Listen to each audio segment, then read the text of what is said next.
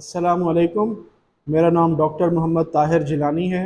मैं as consultant pulmonologist DHQ hospital Vehari में काम कर रहा हूँ। आज हमारी जो इस वीडियो में एक पैगाम है वो वर्ल्ड नो टोबैको डे के हवाले से है। पूरी दुनिया में 31 मई को वर्ल्ड नो टोबैको डे मनाया जाता है और इसका जो मनाने का मकसद है कि आवाम के अंदर आगाही पैदा करना और उन्हें इस आदत से छुड़वाने के लिए तरगीब देना है। बेसिकली WHO के अदाद व शुमार के मुताबिक हर साल 80 लाख अफराद सिगरेट नोशी की वजह से मौत के मुंह में चले जाते हैं।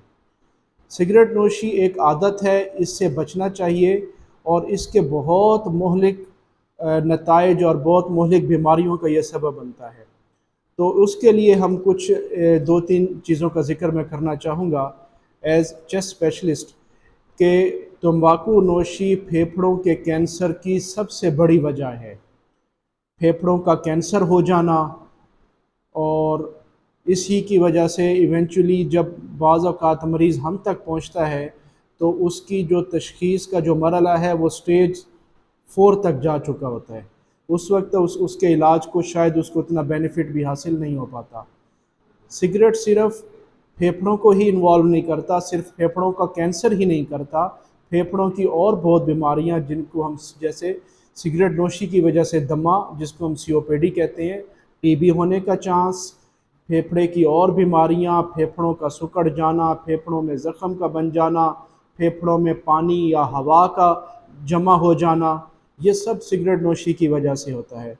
सिगरेट सिर्फ फेफड़ों की बीमारियां नहीं कराता, इसकी वजह से दिल की भी बहुत बीमारियां हो जाती हैं, हार्ट अटैक, दिल की बीमारियां और इसके साथ मुंह का कैंसर, गले का कैंसर, खुराक की नाली का कैंसर, आंतों का कैंसर। गर्ज सिगरेट सिर्फ एक सिस्टम को इन्वॉल्व नहीं करता। जब एक पेशेंट को एक सिस्टम में इन्वॉल्वमेंट है, अगर किसी को फेफड़ों का मसला हो रहा है तो यकीनी तौर पे उसको साथ दिल की बीमारियां और बीमारियां भी साथ उसको लाहक हो रही होंगी।